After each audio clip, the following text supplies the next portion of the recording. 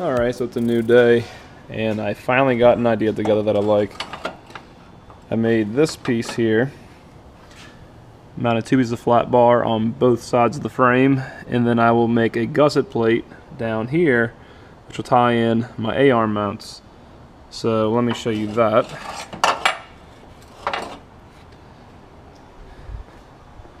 Now all that is going to be welded in. And then here I have 3 plates, which will all be identical. I'm going to tack weld together and then cut out the center section. And as you can see, this center section is notched to fit over the frame. So when this is out, it will slide down over the frame and it will become these mounts, which won't be inverted, they will be traditional. Because remember, I'm using these, that's the factory A-arm, and now I'm going to the Renegade style A-arm, which is that. So let's get these made and I'll show you the progress.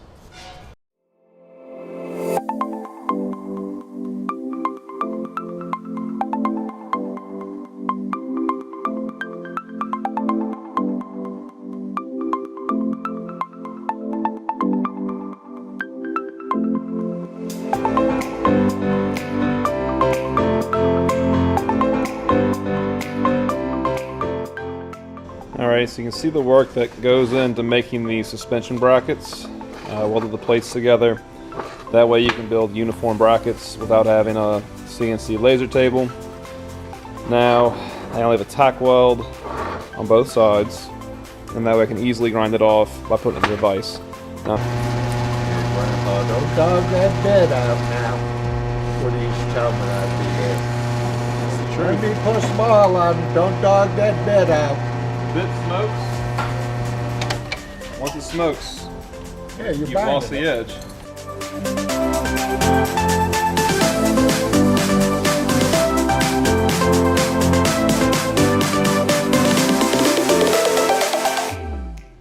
So now we have the chassis fully built and ready for our bracket to go down and connect this whole unit. All the tabs are made. Ignore some of these ugly welds. My problem is you're going crazy thick steel to absolute sheet metal, so doing a really good weld is very hard. All the heat has to be concentrated and then dipped down to your thin metal, and it's pretty awkward in a few locations. I have a few more welds to do on the sides. These are actually pretty easy going downhill, but my problem is with some of these welds is that when I got them too hot, I started actually burning a hole through the metal, and it's kind of hard to control that because you need a high temp to burn this heavy steel. So I use these the bushings as my actual spacers. Of course, I did do a quick test fit while this was tacked with the A-arms. There is the old bracket and another old bracket, and this looks a whole lot better having the diff mount out of here completely. Now I am going to do the chassis mod, hammering the 1¼ tubes down this frame rail, and that will be in the next video. Let's get this done. Okay, this is my vision, and I'm finally starting to see it all come together. I only have the lower control arms in right now because that's what I had to make, was these brackets, and I'm really happy how it all ties in, it flows together, how this kind of notches into this. It all flows really well, and it looks like a factory 2-wheel drive bike, and that's what I wanted. I did not want this to look like a 4-wheel drive bike that somebody just pulled the front diff out of. I wanted to look like a factory 2-wheel drive bike, and with this hilariously thick steel, it'll be very strong. Now the upper control arms are going to mount in their normal location, no modification there. I will be able to put my Xxc knuckles with the outer mount brakes on both sides, and have a fully converted 2-wheel drive external mount disc brake on a 2010 Outlander Max. So it took a lot of work, much more than what I wanted to do, but now you can just see it looks so complete. Alright, so now it's time to cut the front axles. and it's actually pretty funny how I made this jig, but I think you're gonna like it.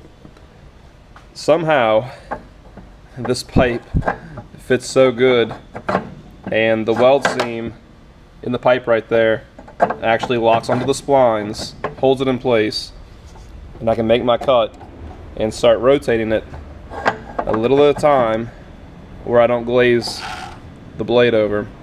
So this actually is going to work out pretty good.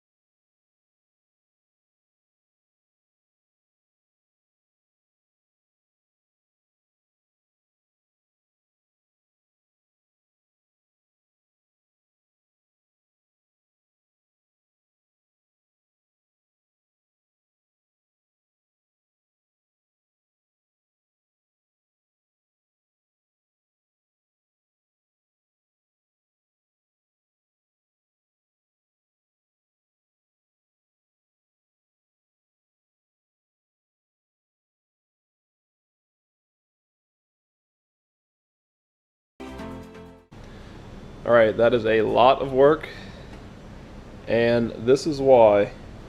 This is case hardened steel. That is a bitch to cut through.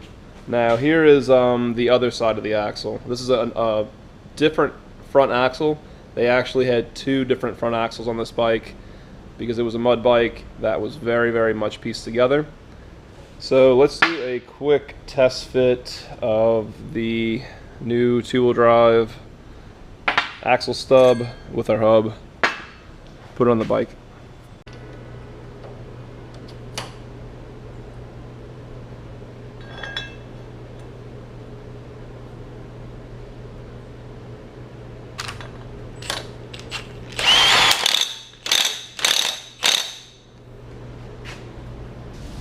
Okay, so now my vision is fully coming together.